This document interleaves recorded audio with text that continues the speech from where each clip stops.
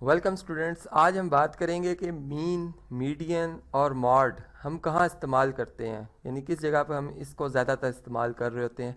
देखिए, पहला जो हमारे पास में पॉइंट बना रहा हूँ जी, मीन के बारे में बात कर रहा हूँ कि मीन ज़्यादातर हम कहाँ इस्तेमाल करते हैं। देखिए, जब हम एवरेज हाइट की बात करते हैं, ठीक है, तो इसमें हम क्या करते हैं, मीन ले लेते हैं।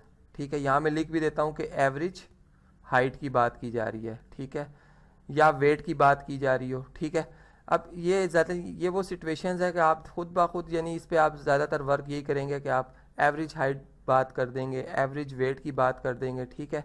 या अगर आप चिल्ड्रंस की बात करते हैं तो इसी तरह से पर्सनस की अगर मैं बात करूँ, हाइट ऑफ पर्सनस की बात करनी है, या ग्रेड्स ग्रेड्स जो डिस्ट्रीब्यूट होते हैं। फ़र्ज़ करें एक स्टूडेंट है, उसको ओवरऑल जब उसकी फाइनल रिपोर्ट बनती है, एनुअल रिपोर्ट जो उसकी होती है, तो उस पर जो एवरेज बात की जाती है, उसकी तमाम मंथली जो उसके रिजल्ट्स होते हैं, तो वो एक मंथली, यानी एग्ज़ाम मंथली में इसका कह रहा हूँ एवरेज मंथली रिजल्ट्स, ठीक है।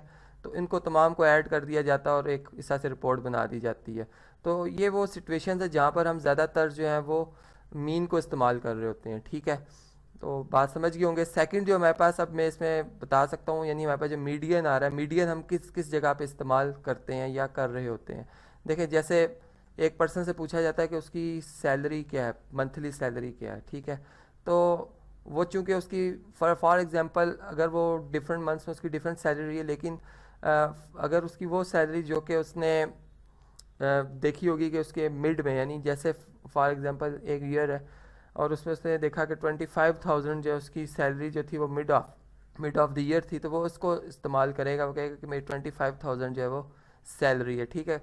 अब क्या होता है, इन द एंड उसकी वो 30,000 होगी हो, या स्टार्टिंग में उसकी 20,000 हो, लेकिन यहाँ पे उसने जो बात की है वो 25,000 की बात की। इसी तरह से अगर वेजेस ऑफ लेबर्स की बात की जाए तो वहाँ भी हम मीडियन ही का सहारा लेते हैं और हम ये कहते हैं कि हमारे पास जो लेबर्स की वेजेस हैं वो भी हम मिड वैल्यू, यानी इसको इस्तेमाल करते हुए कह देते हैं कि फॉर एग्जांपल ये हमारे पास 20,000 है, ठीक है। तो इस तरह से ये कंसेप्ट आता है जी मीडियन के लिए। अब हमारे पास जो थर्ड नंबर है, थर्ड नंबर पर जो मॉड आ रहा है, इसके बारे में बात करते हैं जी। मॉड हम कहाँ इस्तेमाल कर रहे होते हैं या किस जगह पर हम इसको इस्तेमाल कर सकते हैं। देखें, जिस वक्त यहाँ पे चलिए पॉइंट बना लेता हूँ मॉड के लिए।